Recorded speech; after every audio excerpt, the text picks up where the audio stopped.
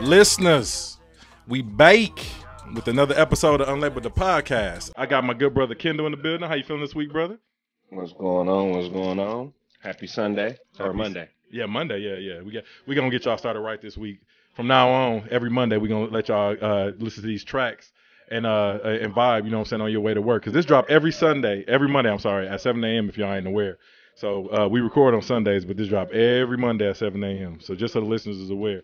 And I also got my good friend Kendall, Tristan Kendall again. What's up, bro? How you doing, brother? How y'all doing? I'm good, man. Yeah, Blessed. You blessed today? Mm-hmm. Good iced coffee.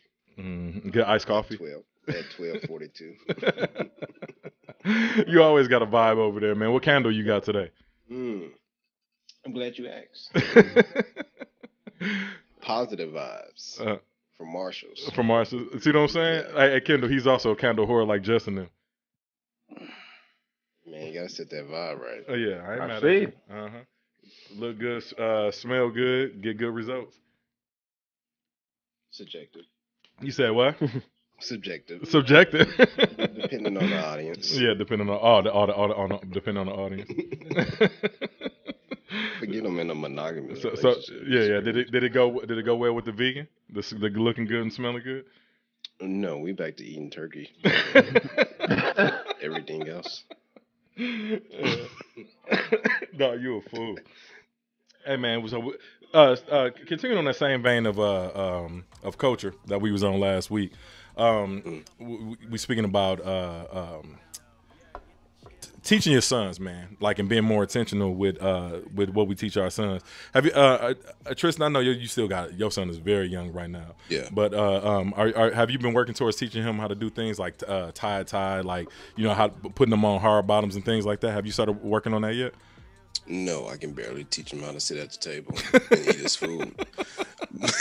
But I got a little brother, man. You know, my little brother is what, 7, 8, 7. Mm-hmm. So those are things that we're trying to teach him now.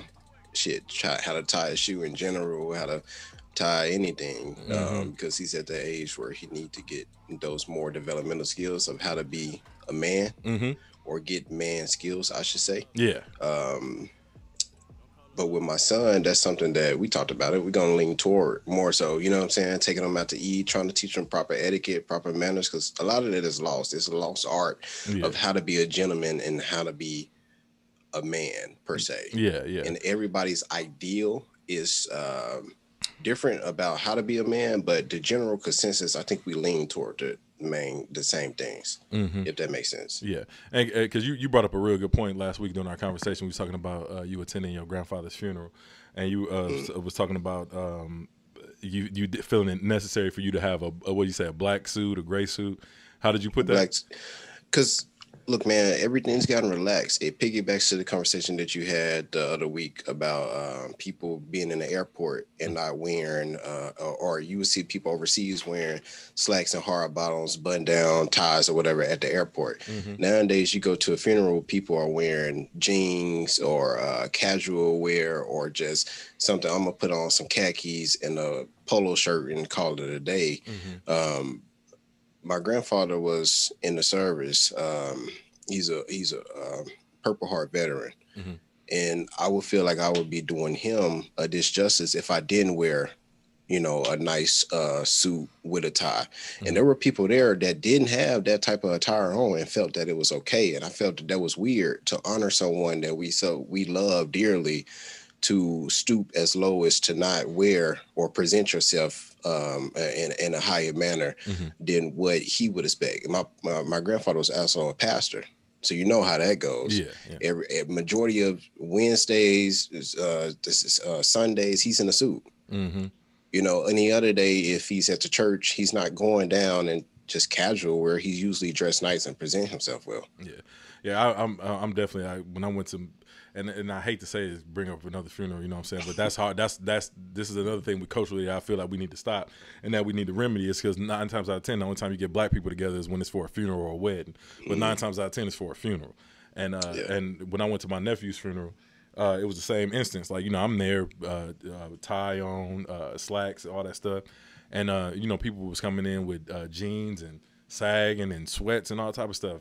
and just like a total lack of decorum. You know what I mean? Especially when you come to honor somebody's legacy in life and in their passing. You know, it ain't time for self mastery. It's time for you to actually show your love and respect for that person. And like you said, I believe that's lost in our culture as well. Kendall, you know what's? Oh, I'm sorry. Go ahead. No, you good. You good. Go ahead. You know what's crazy? And I might offend some people, but fuck it.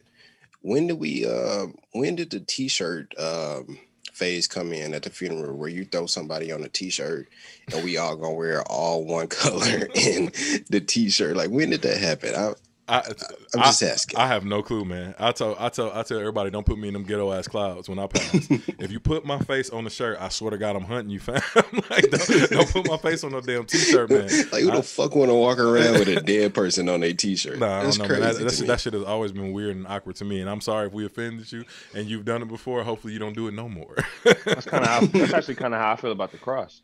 About the cross? About Mm-hmm. a crucifix? You got like the one with Jesus on it? Oh yeah. Yeah, I'm the same way because we got this. I'm fine. I mean, I get it if you want to have a cross on it, but like the one with Jesus on it, like I just that look weird to me. Well, who is Jesus in the first place? Who is that depiction of Jesus? I mean, I ain't going to that. I'm just saying in terms of if you have your Jerome. Lord and Savior on your neck, I don't think you should have him hanging from the cross. That's Brother Jerome. Yeah. I feel Jerome going to another level, so that's fine. We can go there too, but I just meant as far as no, we can't.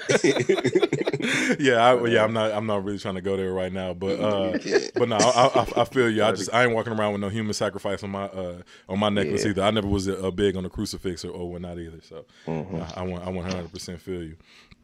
Y'all got any particular plans? First of all, we got Juneteenth is it a week away? Yeah, Juneteenth is a week away. So we talked about last week about being intentional with it, and y'all said y'all plan on being intentional with y'all Juneteenth, correct? Yeah. I'm actually going to be in a couple events too next week, so that's going to be pretty cool. So we're going to be speaking with who is it? John Roberts, I think his name was. He was a former ESPN executive for. He pretty much started the SWAC and the NEAC conference. Okay. The football tournament. Okay. So we're going to be speaking with him, and I mean he's like on 100-man most important men of Atlanta, and he's like got all these awards. So he's been like super integral into the community. So I'm definitely looking forward to speaking with him. I'm just introducing them, of course. I'm not really hosting it, but I'm definitely gonna be looking forward to that. And then the weekend I'll be back home. So okay, that's what's up. And Tristan, you got any plans for a local here in Texas? Yeah, I think they got a couple of events going on at Killeen that I might pop up at, but for the most, we probably just do something at the crib, cook, chill out. Yeah, treat it like the 4th, but you know. And what you not the whole. Oh, you go ahead, my bad. Not firecrackers and all that shit, but yeah. Other than that, barbecue stuff like that. Okay, that's what's up. And I know Father's Day is approaching us as well. What do you want for Father's Day, Tristan? Because hopefully your significant other is listening to this. What I want versus what I'm gonna get. Yeah. I said what you want. I ain't asked what you're gonna get because I know what I'm gonna get. So, what you want? Some fucking respect. That's what I want. If I can get that. No, I'm just kidding. Hey, some good treatment. Yeah. Hey, listen, bro. I told everybody, I said, listen, I want to relax. I want to sit in my drawers all day. I don't want to do a fucking thing. I don't want to open no presents. I don't want to eat. I don't want to go nowhere. I want to sit in my drawers and play Xbox. I don't want to do nothing. That sounds like a hell of a father. Yeah, that's all I want, man. Like just that one day out of the year, just let me relax, man. Respect is absolutely hysterical as well. Kendall, I know you don't have these problems, so we just gonna address you with I'm just listening, man. I'm just here to listen and taking it in, and my heart goes out to you, brother. Yeah. If I can get some respect and not have to spend money, oh, man. That is hysterical. Hey, man, go ahead. We say, Tristan? No, I just said that'd be amazing. Yeah, that'd be amazing. Hey, we got a very special guest waiting in the wings that I've been waiting to introduce. So let me go ahead and let me cue this up right quick, and then I'm gonna introduce y'all to him.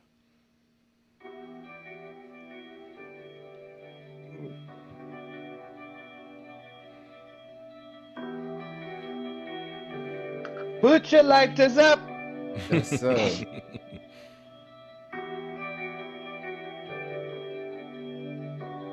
man, you might as well. You can talk over that. This your intro, brother. Yeah, man. It's the beginnings right here. They telling me the future's been arranged. I'm gonna let this rock for a little bit. I'm walking in the rain. You promised me to call when I'm away, but I lay and I wait. I could never live behind a lie. I think I sense a hint of truth behind your side. Remember once upon a time I was alive.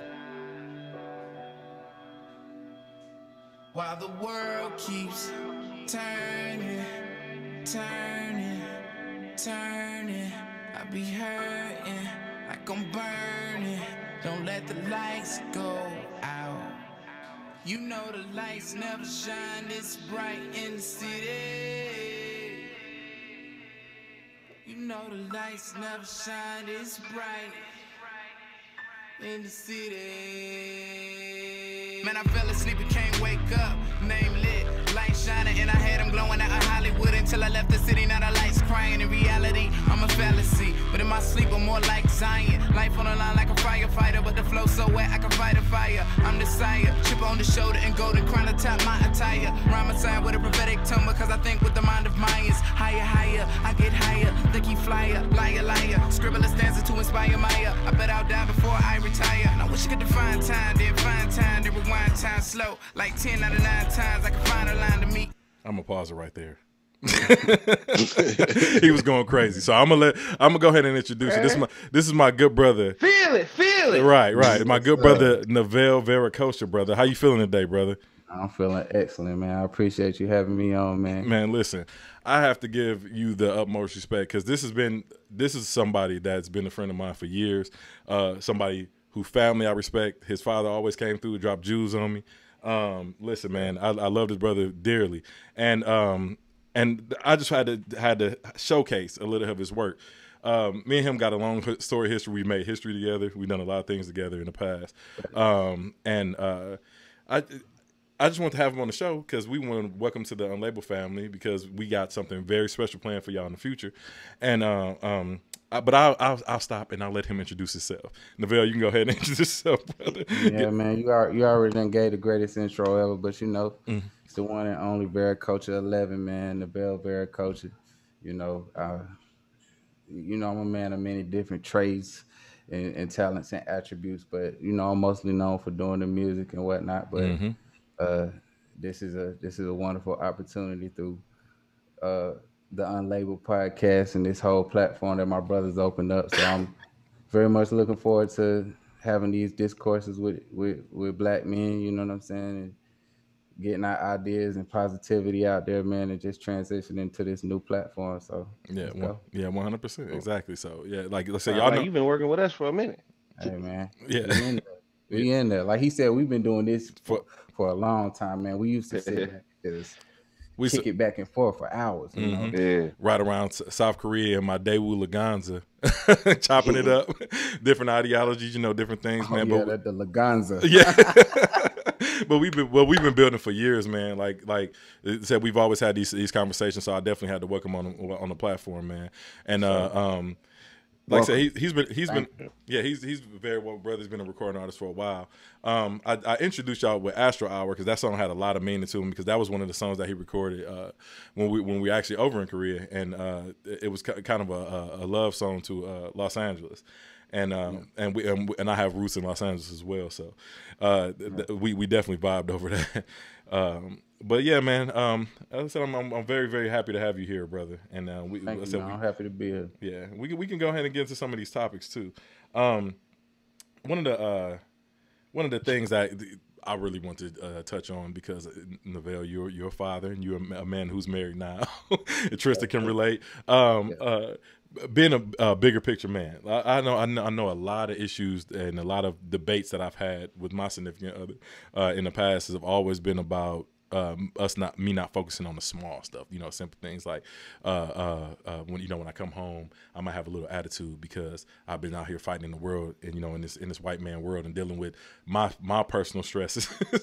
And then I got to come home and find time to enjoy my family and spend time with my significant other. But she don't really understand that as a man, my focus is on getting us to a different level, or either maintaining the level that we have currently. You know what I mean? And it always been kind of like we always seem to kind of butt heads here and there. Can y'all speak to that a little bit, as far as like what are some of y'all issues that y'all have had with y'all significant other, and as far as like being a bigger picture and focusing on providing versus kind of like stroking her ego from time to time, or I won't even say ego, but like tending to her needs, I should say. Tristan, I'll let you go first. What's that? You ready, Tristan? Yeah, I go. Go ahead. You can go ahead, bro. He said, "Woo." everybody got a little pause on that topic. Yeah, they're like, "Man, nobody want to jump out first." Yeah. Like, who gonna listen to this? Get in trouble. Yeah, exactly. No, look, man. I'm gonna be honest. This is gonna sound bad. I don't have time for the smaller things. Mm-hmm. I try to find time, but I don't have time. Hold on. And I don't want to cut you off, but I want you to tell people why you don't have time, and because you are in a unique situation as far as how you provide. So I'll let you go ahead and give the listeners a little bit of that. My significant other is a stay-at-home mom, and she does a wonderful job at it. She's been a stay-at-home mom for 19 months now. Reason being, we both agreed that she'll stay at home once the baby comes. Mm-hmm. It's just better for him. Then COVID hit, it continued to be better for him. So I have a full-time job at the post office. At nighttime, I work at a clinic. And amongst working at a clinic, cleaning, I'm building my own cleaning business. So I'm always focused on the priorities. Paying the bills, making sure more money is coming in the house, making sure the baby is okay to a degree, because that's primarily what she does. And that never stops. It's 24 hours always. Post office 5 days out of the week, go to the clinic 3 or 4 days out of the week, cleaning business within all of that. Mm-hmm. So I miss a lot. I miss a lot of stuff that's important to her, because I have to make sure that the operation keeps going. It's really that simple. Now, in the midst of making sure the operation going, you try to make time for little things, but some things are very minute and not that important on the grand scheme of things, the larger things in life. If I focus on telling you such and such, whatever that may be, or doing such and such, whatever that may be, now I might miss something. This mortgage might not get paid. Mm-hmm. It's maybe not that drastic, but somewhere along those lines. Mm-hmm. So my operation has to be business majority of the time. Y'all kind of second in that sense when it comes to priority, if that makes sense. Yeah, because you're working and you're trying to build something. So I understand what you're saying. You don't mean it like literally that they're second. You know what I mean? But you're working towards building something. We got a plan. Yeah, you got a plan. And see, like I said, you're a man of purpose. You actually working towards a plan. I think that gets lost on a lot of people because they're not used to people trying to build and well, men in particular, especially. It's not something that modern men do. Typically, try to build their own things to kind of provide a legacy for their family. Nevelle, you got anything to add to that? Yeah, I'm newly married. It's still new. We in the first 6 months, so I guess I don't know if that's still considered honeymooners, but congratulations, bro. Thank you, man. Mm-hmm. Thank you. But with me and my wife, it's a lot of things like just merging the way we do things. Like for me, I'm still kind of old school. I like to get in the car and go get groceries. You know what I'm saying? Because now, like when you work in so many hours, like I believe this is what Tristan was saying at the same time. Like, it's not that they're second. It's just that your main focus is the exertion of work that you put in on a day-to-day basis. Like, and then, like you said on Father's Day, you just want to sit still. You said, I don't even want to eat. You know what I'm saying? He said, I don't want to eat. Mm-hmm. I don't want to do nothing. Because why? Because it takes work to eat, right? You don't even want to put in that work to chew. Yeah, straight up. Just want to relax.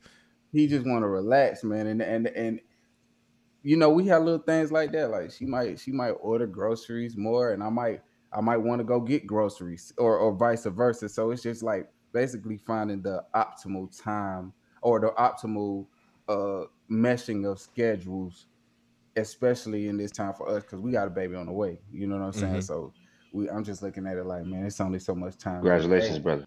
Thank you, thank you. You know, we just looking at it like it's only so much time in the day. You know, we getting the pre-baby jitters that I'm sure y'all been through already. You know, the pre-baby jitters of, you know, how are we gonna balance this time? How are we gonna buy groceries once the baby's here? You know, it's all a new schedule for us. So that anxiety, because like I said, you first got to get here.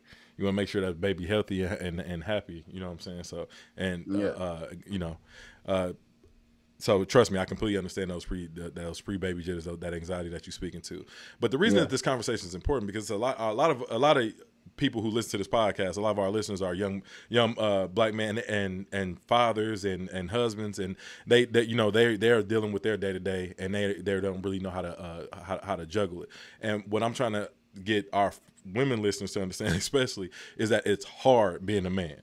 We don't say it. Men don't say it enough, but it is hard being a man, and especially when you're in the role of a provider and a father and a husband. You know what I mean? So it's really hard. So you know, when we say that we want stuff a certain way and we just want to chill and relax, that's typically what we mean. We're not trying to, we're not saying it because we don't want to do anything with y'all. You know what I mean? But we're saying it because we literally need that time to ourselves. You know what I mean? And I like I said, I'm speaking for myself and my household. I don't know, like I said, Tristan and y'all said the same thing, you know what I mean? But like literally, I just want our women to understand that sometimes it is hard being a man in that provider role. And when we say certain things, we pretty straightforward. We don't sugarcoat stuff. I don't think women realize how dumb we actually are. Like, you know what I mean? We're not going through shit with like our feelings, man. We straightforward and we simple. You know what I mean? I won't say dumb, but simple is the more way that I can explain it. You know what I mean? Yeah. Y'all think, are you sure you don't want to? Yeah, I'm 100% sure I said I want to chill. So that's what I want to do. Look, the other side of this is women have to understand the things that they're putting out. Because if you saying to me, you want to live a certain way, you want to drive X, Y, and Z, you want to wear X, Y, and Z, that stuff doesn't magically come into play. So I have to work. I have to get out there and hustle to make sure that you're going to or starting to live this type of way or this type of lifestyle. But the bigger picture for us that have kids, some of the shit that we grew up having or living like, we don't want our kids to be nowhere near that. Yeah. We don't even want them to think about some of the options of the things that we had to do to get to where we're at today. So you want to leave behind, like you said, Jerome, that legacy. And that takes a lot of time, a lot of effort, a lot of this and that, sleepless nights. And you're going to miss something with your significant other to get there. It's really that simple. Yeah. Let me see if I'm understanding you correct, or maybe this is more so what you meant, because we want our children to have the same morals and values that we had growing up. We just don't. Yeah. But a lot of us grew up, you know, struggling. You know what I'm saying? In lower income. So we don't want our children to have to see us struggle that way. I guess that's more so what you're saying, because it's not so much the fact that we don't want to, that we look at the way we were raised and be like, oh no, we don't value any of that. You know what I mean? It's more so about the financial situations that we were in. There you go. Yeah. So that's all I want to. I just want to clarify that because sometimes people think that, especially modern women, they think that the way their parents lived and the way that they grew up wasn't the right way, but it's not really that. You still want to have the same morals and values. Exactly. Okay. One thing do you have anything to add to any of that? Well, I do. I will say, like, I guess I haven't really been in like a long-term relationship in a while, but as far as the small things, I think I look at that as like, especially in your situation, Jerome, for yourself, you know, you being married for the time that you have been, I think that sometimes they try to use that as a way to show, like, I mean, because what else is the issue? Like, they're comfortable. You know what I'm saying? And and it's like, okay, what else is there that I could say? Because damn, Rome on point. So like, just remember these little things, just so I can still feel A, B, and C. Yeah. I mean, that's just kind of how I look at it. You know what I'm saying? So, because sometimes those small things do like make major benefits in the long run, but in the long run, that small shit won't matter. Like Tristan was saying, because usually, you know, generally, especially as relationships go along, women become more like, all right, yeah, I get it. You know, the small things, you know, like they start to pick up your traits. They start to feel like, okay, I finally get what this man was talking about all this time. You know what I'm saying? Like, or they come back and tell you, because I've had that situation before. You know what I'm saying? So I think the small things sometimes work out in that, like you said, in that short run, but in the long run, it's not going to really matter. Yeah, as they grow older and progress in life, it don't matter. No. Because sometimes it flip. You know, women be less emotional, and it'd be the men that be like, "Damn, man, like, yeah. You don't want no flowers." No, you know what I'm saying? Like, you don't know. She like, "No, I'm good." Yeah. You know what I mean? Like when they get old, you know, as they get older, some, you know, still. You know, yeah, and I'm not saying still. and I'm not saying that you don't make time for that at all, because you 100%. No, not at all. I didn't say you're saying it. No. I was just saying. I just don't want our listeners to think that was implied in my statement, because sometimes I don't clarify things. Yeah. So no, it's not the fact that you saying that at all. I just don't want our listeners to think that, because you 100% have to. You actually 100% have to make time for those small things. But like a lot of times when we're young and we taking advantage of our youthful energy and that vigor and our you know and stuff like that, you don't make time for it. You know what I'm saying? So right. Especially when you're working too hard. Yeah, I mean, exactly. You just sometimes it just goes by your mind. You know, you just thinking. You know, because I mean, a lot of times, this ain't in the damn love language book, but shit, love language is work. Yeah, that's a fact. Sometimes a man's love language is, nigga, I've been at work for 12 hours. Straight up. That's a big fact. Straight up. You know what I'm saying? So it don't sound right in the book, basically, but that's absolutely what it is, you know. So and men tend to, you know, especially the real men, you know, they tend to do stuff like that. So let me I had another question I wanted to ask y'all. Man, y'all think do y'all think Instagram culture promotes prostitution and simping?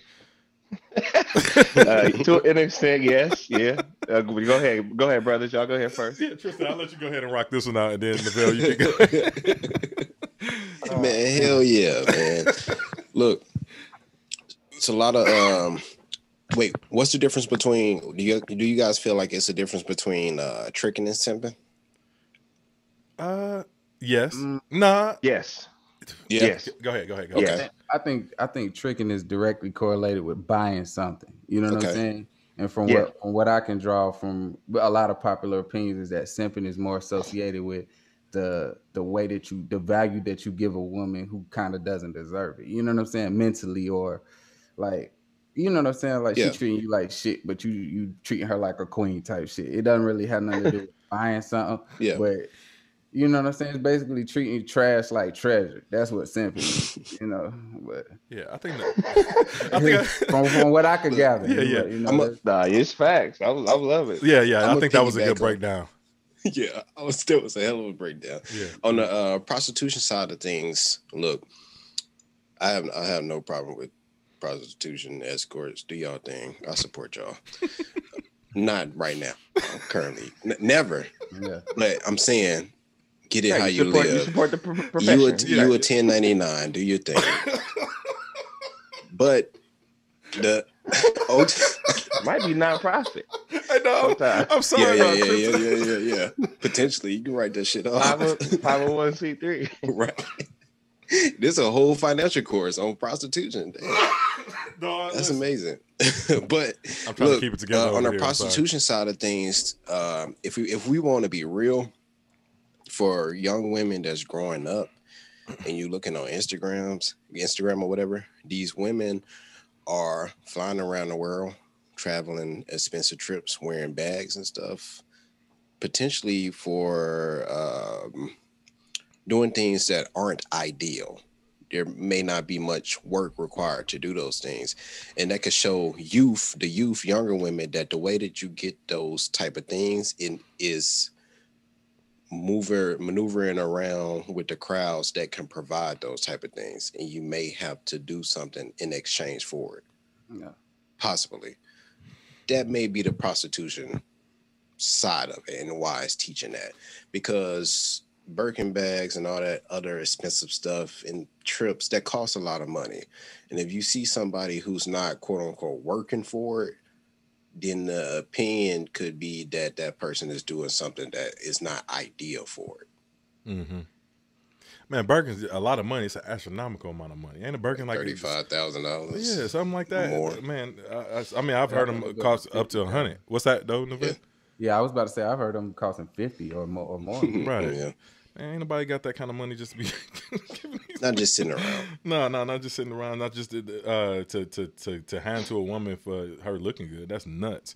But yeah, I 100% think that Instagram culture, just our culture in general, just like it's all about showcasing a woman's body. Like, you know what I'm saying? Like, you look at these women, yeah, they look good, but you ain't seeing them walk around on the streets looking like that every day. You see this woman in person, you might not even recognize her.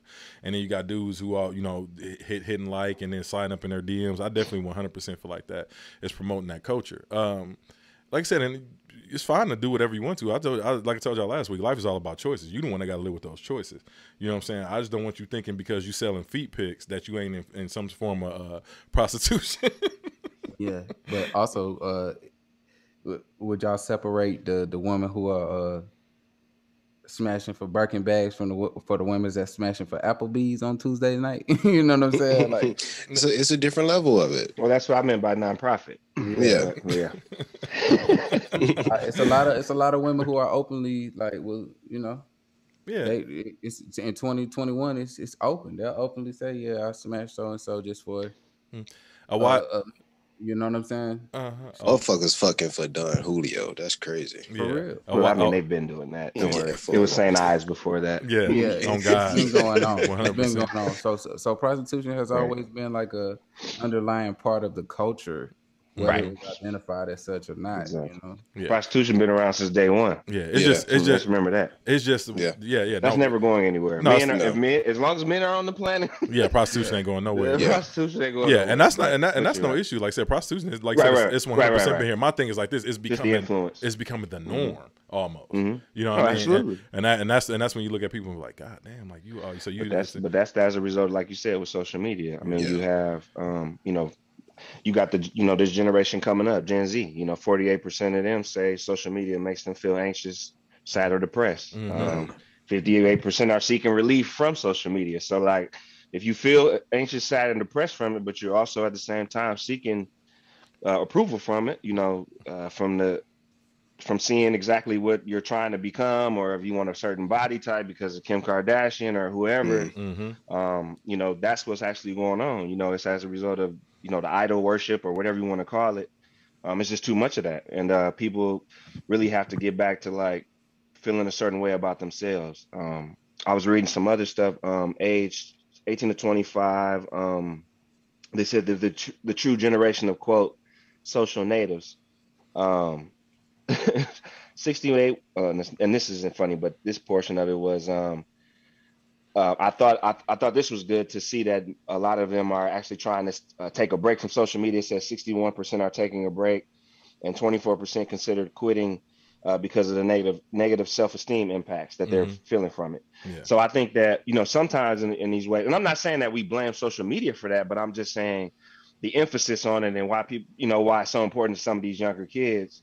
It needs to be like stressed that it's not really that it doesn't need to be really that engaging, but it's easier said than done when you're seeing all the activity that's on it. So it's a crazy conundrum these kids got to be in, but hopefully they can push themselves out of it because they are very, very intelligent young bunch, but it's just sad that they got to experience it. Yeah. Go ahead, Tristan. Quick point, real quick. We're also in a generation in the age of fast money. So people are finding more ways to make fast money. If I go on OnlyFans, I take a picture of my ass, whatever, I can get $100 this fast in this amount of time. If I go on Instagram and I take good pictures and I meet up with such and such ball player, I might get 10,000 just to fly out here. And I do that 3 times out of the week. I'm 30 up. Yep. Most people don't make 30,000 a year. Right. And for men, our kind of fast money always is within the same lane, hustling, robbing, whatever the case may be. Our situations don't change when it comes to getting fast money. But women, theirs don't change either. But it's a lot more profitable, So that's just where we at with it. Yeah, but like I said, that's all. It don't matter to me. It don't matter if you make fast money or not. if your values ain't aligned with it, you're gonna burn through it anyway, and you're just gonna be looking for that. And we all know youth and beauty is fleeting. So you might be the popping thing this week, but in a couple of years, there's gonna be another one pulling up right behind you. You're gonna be sitting there looking stupid trying to sell dinners. You feel me? Like come through this spot and pick up this. Like I've seen this all too often. All the ones that's done had a few kids, they don't look like everything ain't as tight no more. You know what I'm saying? At my age, I'm 38. I done seen women, like I said, now they trying to find another hustle when they could have initially been doing that anyway, and they could have been tenured and they could have been way more profitable versus sitting up here, like I said, on OnlyFans selling feet pics. You feel me? So. You know, it's all about working towards something because, like I said, beauty and youth is fleeting. Like I said, you ain't always gonna be able to jump. As a man, you ain't gonna be able to jump and dunk a basketball. As a woman, you ain't gonna always be able to wear a two-piece. So, so it's about finding some other outlet and realigning your values. You know what I mean? And I hate to sound like the old wash nigga. You know what I'm saying? But it is what it is. I'm just speaking from experience. You know what I'm saying? Like you gotta kind of, like I said, realign your values and whatnot. Can I ask a question? Do y'all think that this conversation based around, you know, the feet pics going up on OnlyFans and the guys that pay for those pics, do you think this is like a new form of courting in a way? Like, especially since the quarantine hit, like, is this a new way that single men and women interact in the first stages of dating? Not necessarily. I mean, because you got your what's that, OnlyFans or whatever. I mean, that's really where the feet pics going these days. That's what we're talking about. They starting to capitalize on it. I mean, and I mean, like you said, I mean, that's gonna keep going. But I mean, there could be some courting with that. But again, that's also in line with simping. I mean, if you're trying to get feet pics already, bro, like what else is you trying to do, man? Like, come on, bro. Like in the old days when you like, it's always been associated with paying for a date. Like when we were growing up in the 90s, it was you knew we was little kids and we was watching Fresh Prince where you got to pay for a date, and you was watching men struggle like, oh, I don't got money for the date. You know what I mean? Like that was money to go on a first date type shit. You know what I'm saying? Yeah. Like, there was actually a text message somebody had shared on social media, and it said something to the effect of she was like, "Where you taking me?" And then it was some like famous restaurant.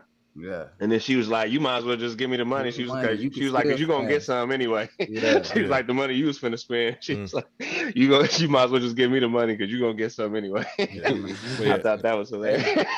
But it's to me, it's absolutely. I mean, it's just changing, man. Technology. I mean, that's really what it is. It's in line with all different types of communication, and that's really what it is. Like, to me, it's fast. You know. To me, it's also funny because, like I said, you look about how we speaking about culture still, how culture changes. Because back in the day when I was young, like, you know, you go over to a woman's house, you meet her father, her mother. If her father's there, you meet her father, and then you get to take her out on a date. And the father's laying the ground rule, like, bring my daughter back at blank time. You know what I'm saying? X, Y, and Z.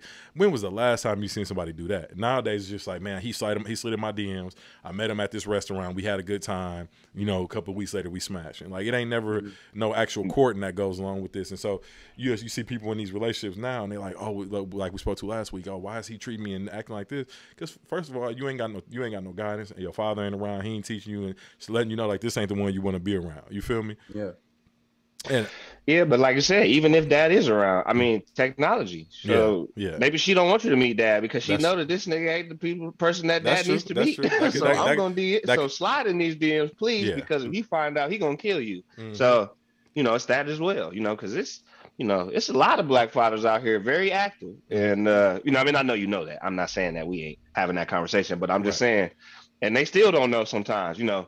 But, you know, hopefully you have, you know, children that are keeping it real with you, or at least at some juncture. Maybe they played around in a second, but now they like, okay, dad, that shit was wrong. Please don't kill me. But here's A, B, and C. Dang, man.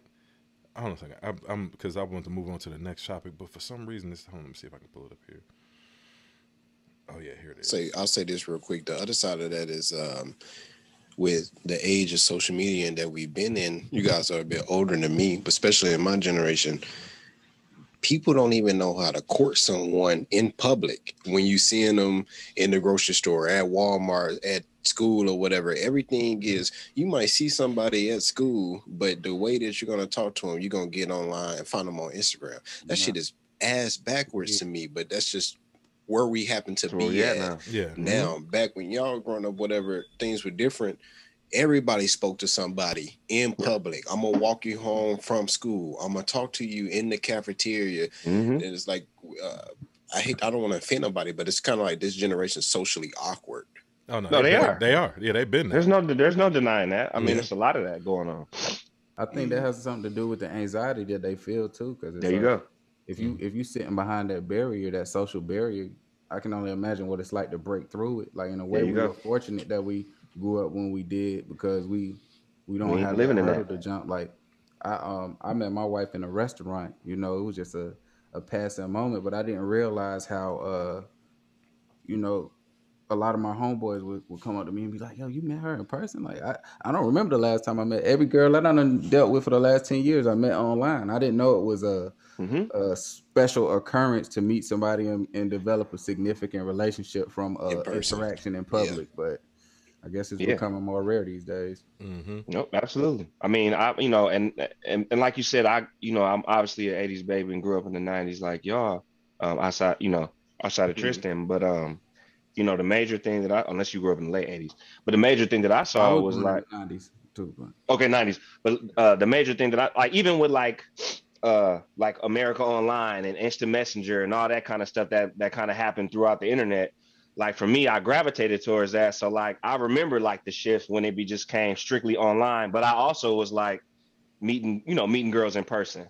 So like the transition for me, like it wasn't like something that was weird because like I was already involved in that world. You know what I mean? So I think that's why a lot, like you said, a lot of this generation at this point, that's just basically how they're meeting people.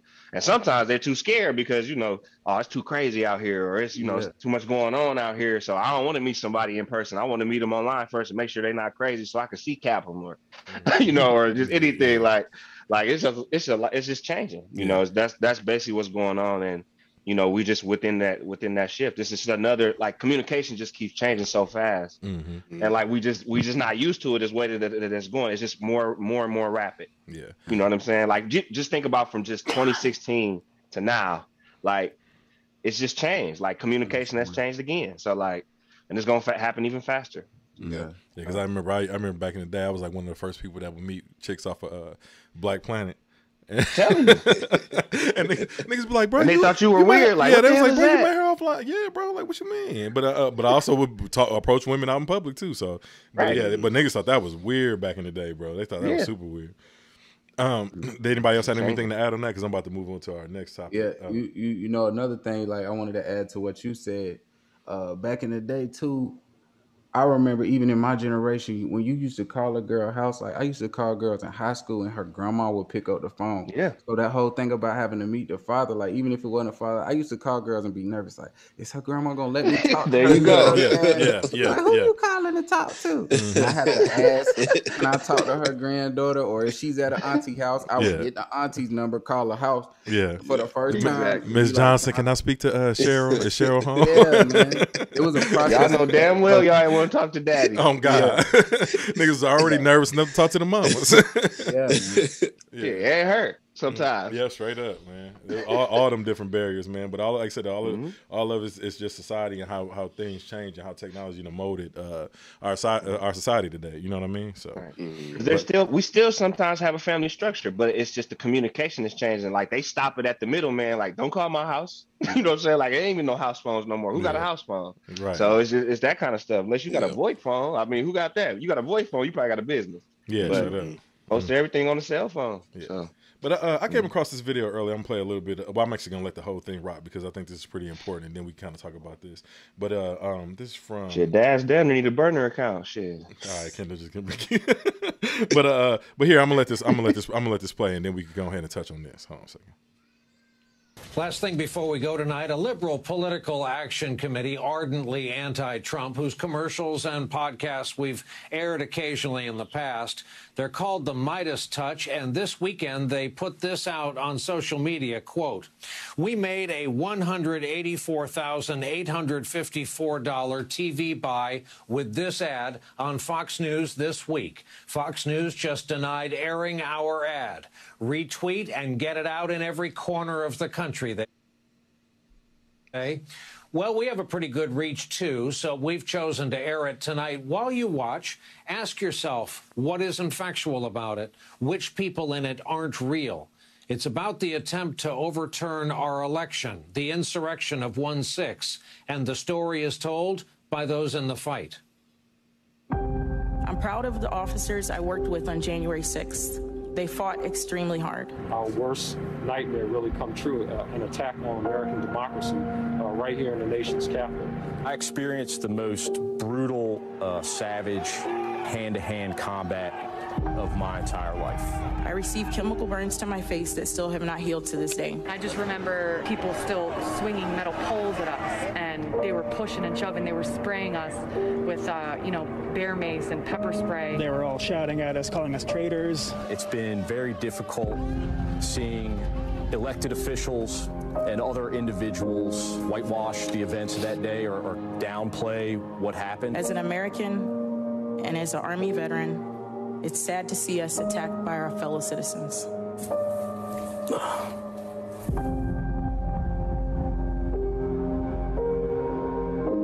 Midas Touch is responsible for the content of this advertising. All right, so I'll let that play a little bit just so y'all can y'all hear what's going on. If y'all haven't seen this video, it's actually a video of the police officers that were at the Capitol the day that it got stormed, and they're recounting the events. And it's actually showing some of them, like I said, with chemical burns. It's one of the black officers, the female officer that you heard speaking had chemical burns on her face. And other officers, it was just showing them how they got beaten and sprayed with bear mace and all that type of stuff, which we didn't see a lot of this stuff publicized on the coverage of the Capitol storming. To me, it was completely egregious, and to actually hear the officers who were there and their account of it, it sounded even a little bit more horrifying than actually what we saw on the news and the coverage that we seen on CNN and Fox. So to see this ad, and I actually have I actually posted on our Instagram and our Facebook as well, so y'all can view it there.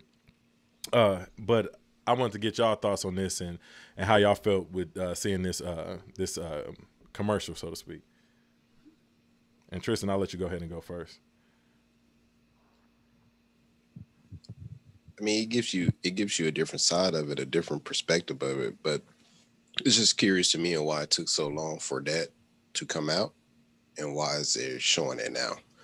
Mm-hmm. What's their intent? What's their purpose behind it? Well, the people who created it was called MidasTouch.com. Mm-hmm. And that was the one that said they spent $184,000 creating that ad, and they said Fox on our ad, they said Fox wouldn't play it. Yeah, Fox wouldn't play it. So this is clearly it's Fox News, man. You gotta protect the agenda. Yeah, and that's why I think it's coming out now. It's clearly because somebody had an agenda in burying this story. So that to answer your question, I think that's where it came from. But and real quick, just to answer a little bit more for you, it's because of pundits like Fox News. They are pushing the whole. It's not that bad. They weren't those bad of people. They just had a disagreement and they didn't believe in this and that. Like, they're downplaying it basically. Yeah. So that's why they spending so much money on this ad to showcase. Now y'all, they did a little bit more than just nothing. So yeah, it just shows how far. Like you say, Fox News and stations that want to protect the agenda of Trump will go so far to not get that type of stuff out there. Like they downplayed the situation ever since January 6th happened. Like it's been a consistent downplay of it. Mm-hmm. My question to the I guess the right, that Fox News and all of the people who are downplaying it is like more of a criminal justice question. Like, if I get in a car, if all three of us go on a robbery and somebody, one of us could not even know that there's going to be a robbery, and then somebody dies in the process of this robbery, all of us are going to be charged with murder. You get what I'm saying? Mm-hmm. People died at that thing.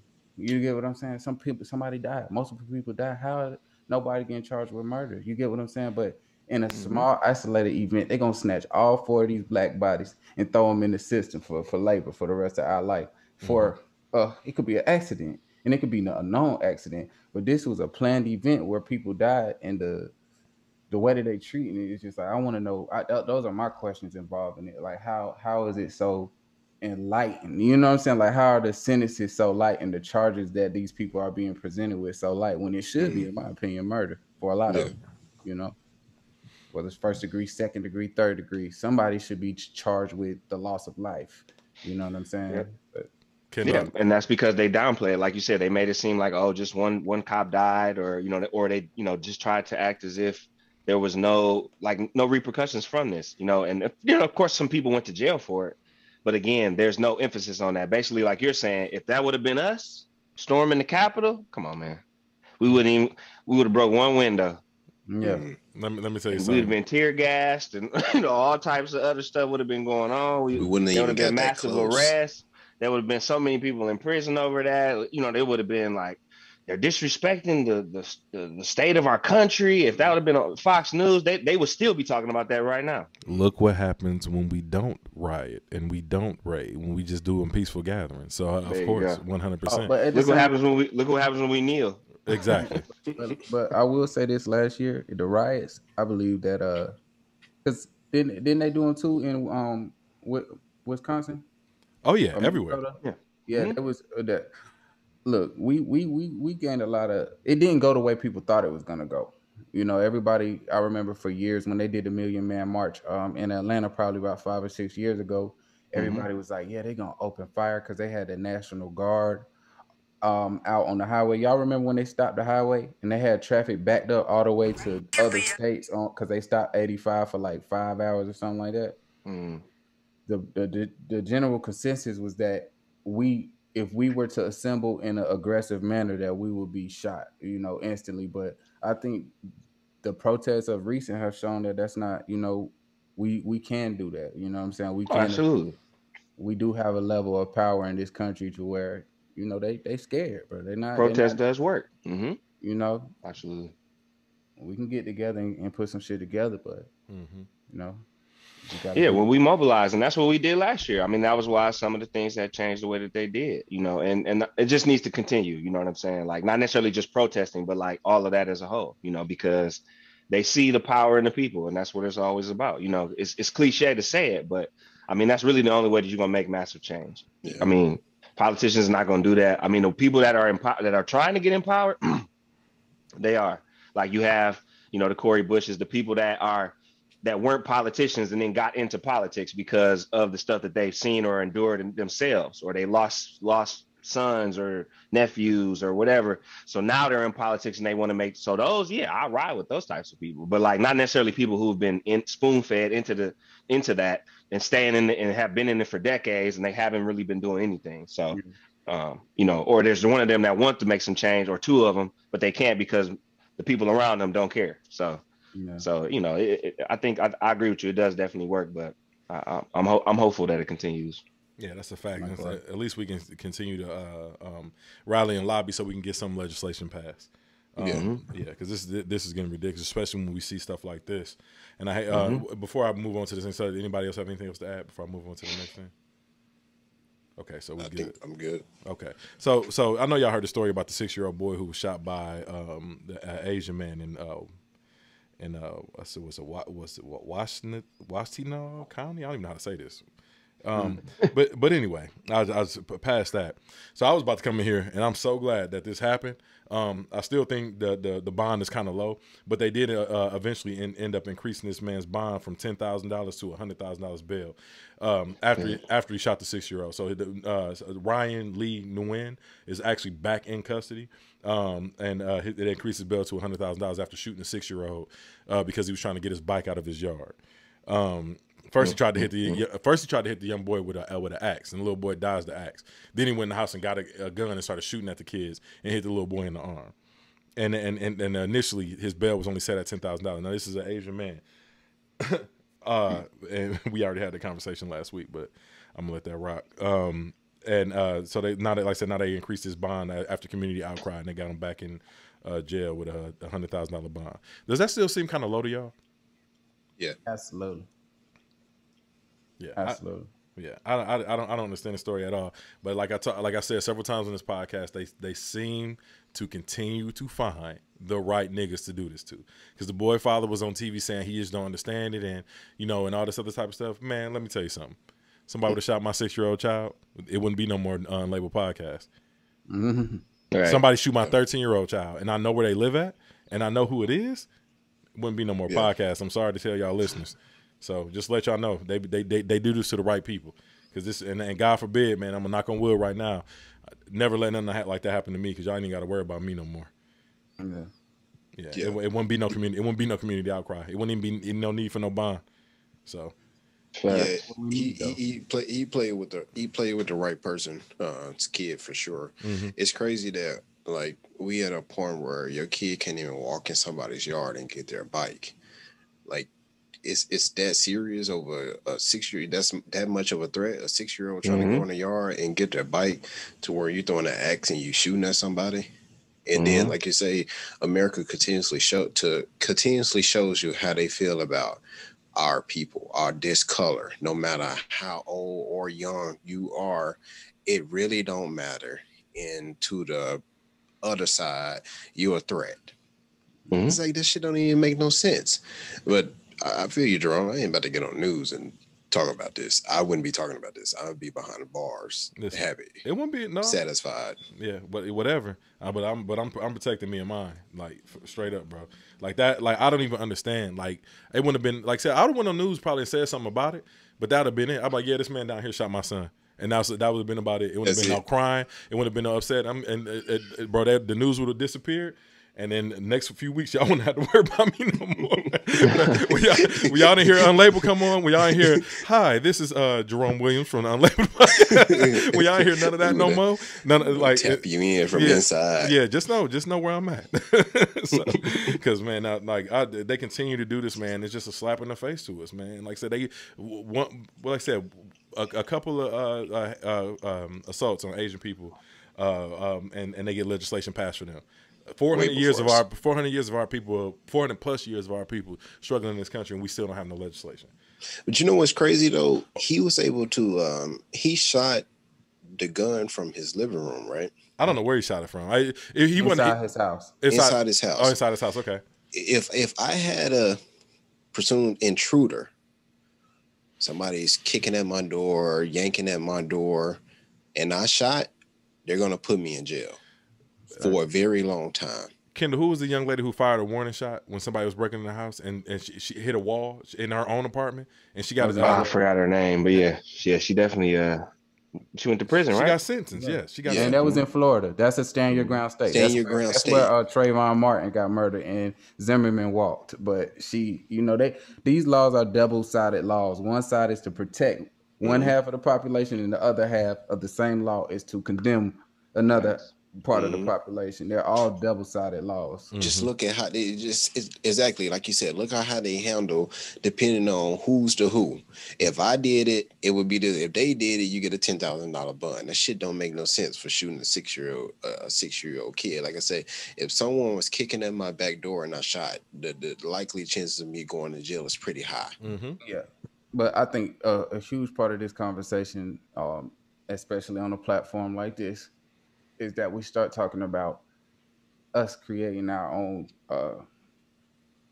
defense mechanisms against these parts of the community, these sections of the community that mean harm to us and our children. We have to get to the point, because a lot of times I can find myself getting frustrated with guys like this 6-year-old's father who are basically crying. It's like we're in such an emasculated state where you're a man. You're supposed to be the first line of defense between your son and any harm, right? You know what I'm saying? So why are you so confused about what need to be done? We have to create our own police systems, really, because they're not going to police us. I don't think it'll ever be a time in America where we're asking the same people who oppressed us to protect us. That's kind of redundant. You know what I mean?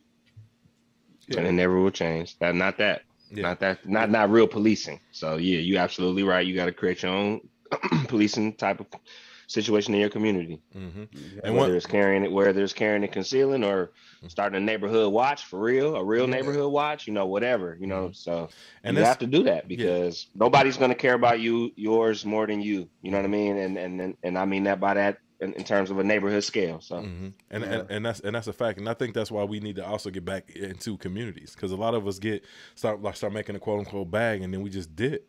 You know what I'm saying? So I think that's why we also need to start getting back into community a little bit and normalizing us living amongst each other. I was just talking to one of my business partners about living in his neighborhood, just so so we can start doing that type of stuff, and then hopefully building our income the way that we want to, and then just start buying up some of them houses if we can. You know what I mean? Just and start building from there, because that's really what it's about, man. For real. Now, and here's the story we was referring to. Her name was Marissa Alexander. This was from 2017.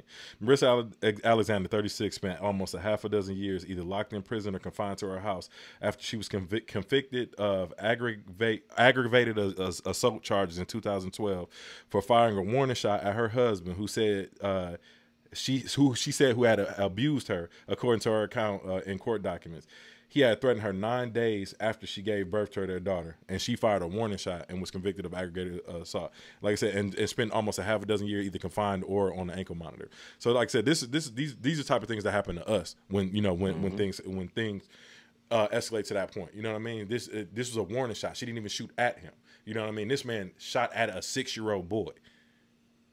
Nothing. $10,000 bond.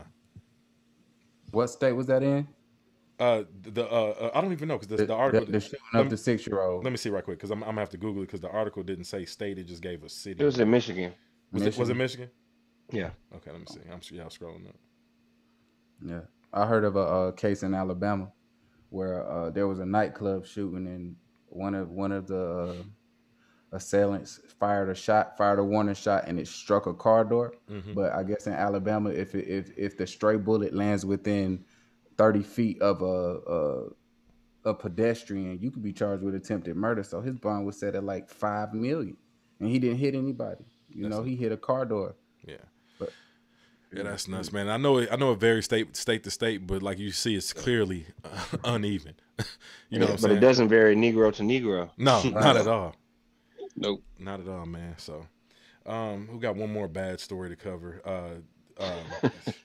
And then we can move on from this topic, man.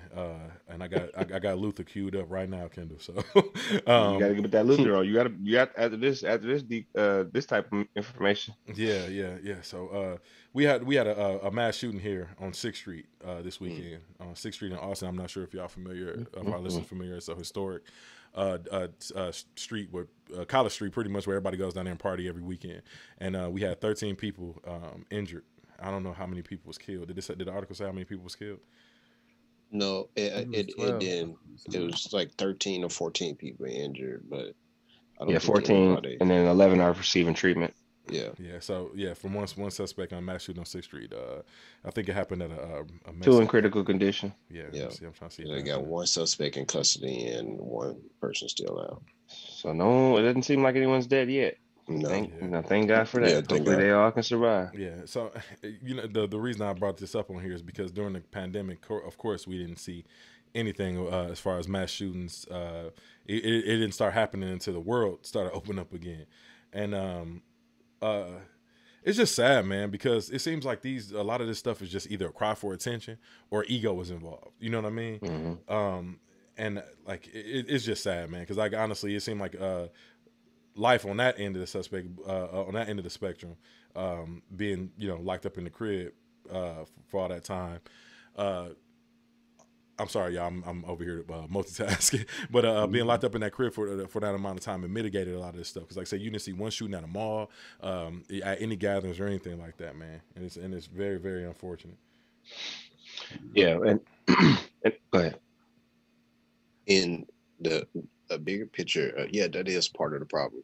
People were locked in the house, weren't going out, so there wasn't much of that activity going on.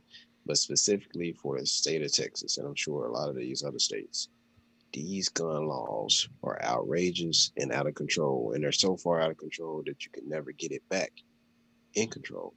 There's too many on the streets, too many out. They're extremely accessible. And a lot of these people that are doing these things, like the people around them, you saw the signs, but it's like with everything, you never say, no, such and such might need help, or we may need to put them in a hospital to get them help with this situation, because you can kind of tell when someone is going through something or is crying for help. And a lot of times we look past those type of signs and just carry on with life. And with the recent change in gun laws in Texas, that Governor Abbott signed a bill that you don't even have to have classes anymore or do anything to carry a concealed handgun or a handgun in general. And then I think prior to that, you could already walk around with rifles on you if you felt like you wanted to. Am I correct, Jerome? In Texas, that we could do those things. That's ridiculous. Nobody should be walking around with a rifle. Yeah. What's the purpose of that? Yeah. Like, I'm not even, to be honest, I'm not a proponent of the license, your license to carry. Like we shouldn't be at a place to where you got to walk around like it's the damn Wild Wild West with guns on your hips or guns concealed. But you have to. Yeah, you have to protect yourself amongst this type of bullshit. Yeah, at this day and age, I suggest, especially all black men and black people individually, get some kind of training, get some kind of gun training, because it's too far gone and you can't really. I remember when I first moved down here from Wisconsin about 16 years ago. That was the most uncomfortable thing I'd ever experienced. Actually, watching somebody walk around with a gun holster. That was a civilian. You know what I mean? It's fine with police and security guards and whatnot, but seeing actual civilians walking around with guns holstered and guns tucked, seeing people ride motorcycles with their guns on their hips, I used to think that was the most awkward, most uncomfortable thing. I saw a guy at the park with his family. They were on a little, I guess you want to call it a lake in the park, with canoes and whatnot, and he had a gun on his hip, and I'm just like, man, that is like the most. It's the most uncomfortable feeling, especially coming from a city like Wisconsin, where concealed carry or unconcealed carry was never heard of. You know what I mean? If you knew somebody that had a gun or carrying a gun around all the time, they was normally into something nefarious. You know, so to actually just come down here and see it like the Wild West, man, was the most uncomfortable feeling in the world. And I definitely think it should change to some extent. But I also believe in everybody protecting themselves as well. But I definitely think that it should be strictly for home and recreational use versus just walking around, like you said, like the Wild Wild West. Yeah. And I don't know how y'all feel about that being in Atlanta, Kendall and Nevelle. Oh, they open carry too here. So I mean, and they were doing it back home too, like after a while, because now that's just basically what it's turning into. But again, I don't necessarily disagree. I don't necessarily disagree with people that want to carry. I think most people that do actually carry, generally they're not on that. You know what I mean? Most of them pretty much handle their weapon the way that they need to. You know what I'm saying? Or their firearm. You know what I'm saying? So I'm not really so much worried about them. It's just these other fools. But you can't really gauge it. So I agree with you. I don't necessarily think you need an AR. Right. That's the same way I feel about cops. I think police have too many weapons. I don't think you should be in an armored tank outside of Summerfest. Summerfest is a festival back home that we have. But and I've seen that. I think there's too much emphasis on the military state intimidation. You know what I'm saying? And like you said, militarized. You know what I'm saying? That's what we're turning into. We're basically turning into what we are overseas. Right. We do too much. You know what I'm saying? Well, I think somewhat we've regressed, but we still, America is, we love the military industrial complex. Let's put it like that. And we do too much of that. But I do want to say this still real quick. As I was finding the article, but as of May 28th, there have been over 225 shootings. So we're probably at about 235 at this point, up to now, because we're in June now. And mass shootings, what they consider at least 4 or more. So, we can kind of put quotes around it, but still 4 or more people are dying over 230 times, in this country is just insane. Which actually says that and this is actually off of Yahoo Sports. I was just reading about mass shootings. If you want to check out the article, we can put in the show notes, in the link as well, in the bio. Yeah. But it said there have been significantly more mass shootings in 2021 than 2020, 18, 19, and 20. So it's just getting worse and worse, and that's because of. I'm sorry. Go ahead. No, I was saying Atlanta. You live here has been through the roof this year. It's up 60%, I believe, from last year shootings. But I didn't mean to disrupt you. Go ahead. No, but it's real. So, and according to the data for Gun Violence Archive, more than 15,299 people have already died this year from gun-related violence, with an additional 12,531 gun-related injuries. So it's just going up. Hold on a second. For his shooting, like they're not everyday carriers. A lot of times they're going in, procuring these weapons seconds before they decide to do these crimes. So, is it a problem? Absolutely. Yes. I think that guy who shot that 6-year-old, for him to shoot through his own front window, that's clearly a mental health issue. You know what I'm saying? Like, ain't nobody gonna shoot through their own, you know what I'm saying? Even the 6-year-old. That's Right. I ain't discounting that to mental health. Dude was a piece of shit. Fuck that mental health. Nobody said who's shooting a 6-year-old. I'm telling you, that man. Dude, I couldn't even bring myself to shoot a 15-year-old kid. Yeah, I don't. Them motherfuckers strong and crazy. No, but what Nevelle talk about is like, you ain't shooting out your motherfucking house though. That's what he said. They ain't gonna shoot you through your own house unless you crazy. Yeah. Period. Like, yeah, I feel you. They said that. Honestly, I don't even think it was crazy because they said they had issues with that guy several times before in the past. That's one thing we didn't bring up. Yeah, he seemed just to be his mind is messed up, but he's just one of those guys that felt like he could get away with something like that. Mm-hmm. You know what I'm saying? And it presented itself as such with a $10,000 bond. But like, come on, man, you're still shooting a 6-year-old. Yeah. Don't make no sense. It was like a 26-pound kid or 40-pound kid, whatever the case may be. It's nowhere near an adult. It's not a threat. Mm-hmm. Yeah, he was crazy. Yeah, and it's just the freedom of feeling like you can have, do what you want here in this country. With the freedom of having firearm. You know what I'm saying? That's why he did that. And he's a black boy, so he knows. Okay, whatever. They're not gonna care. Did y'all see the story where we just had this? I saw an Instagram video of it, of the white couple, husband and wife, who was having an issue with their neighbor over shoveling snow. And they started arguing, and he ended up killing both of them and then committing suicide. Yeah. So leave people alone. If y'all know y'all have an issue with y'all neighbors and y'all in the place where, like I said, we just spoke to about all these people buying guns, and me and Nevelle had a conversation earlier about people buying how the sales of guns went through the roof during the pandemic. So leave people alone. Like, you know what I'm saying? Like, sometimes you got to put your pride up, man. You just got to lead these folks along in these streets. Those are the people Nevelle are talking about. Yeah, he talking about those people that are just going and buying guns, and or they just bought it 2 hours before, but now they stocking up. That's basically what's going on. These are the people that are talking about hardships of marriage, and she put her husband down. Like, that's the part of that I got to be discussed. Like, that woman, a lot of times, a lot of women don't understand. Like, she was standing in the street running her mouth to that man. Yeah, and her husband paid the price for that. You understand?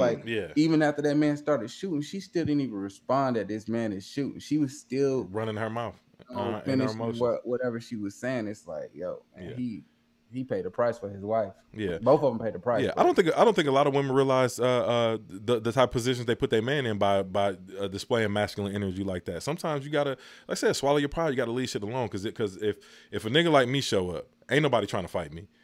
And I know y'all probably can't see it on the camera because I'm sitting down, but I am 6'6", 337 pounds. So ain't nobody trying to fight me. You know what I'm saying? Yeah, you gotta check that ego and that tone sometimes. I'm kicking shins. Yeah, right. And then to my point too, to the point that Nevelle was making about that woman putting her husband in the situation. Dang, where's I about to go? I done lost my train of thought, man. I was about to make a good. Sometimes men can de-escalate situations. Women in the back being aggressive kind of make things go further. Yeah. No, the point I was gonna make is that men don't typically communicate with each other like that. We all of us in here, we have some kind of respect for each other because there's a low level threat of violence amongst us. We know if one of us get disrespectful with each other, we might have to end up putting hands on one of each other. You know what I'm saying? So it's always going to be a low level threat of violence when it comes to men communicating. And it goes without saying. We don't really know that. Like, we don't really think about it in the back of our head, like, oh, he might hit me. But like, the threat is there if we start getting disrespectful with each other. But really, women feel like American culture teaches women that, hey, look, a man shouldn't put his hands on you. But that ain't the case. People don't care. Yeah. So, yeah. Right. Man. Don't give a damn. Be trapping them and locking them up and all types of crazy ass shit. Go ahead.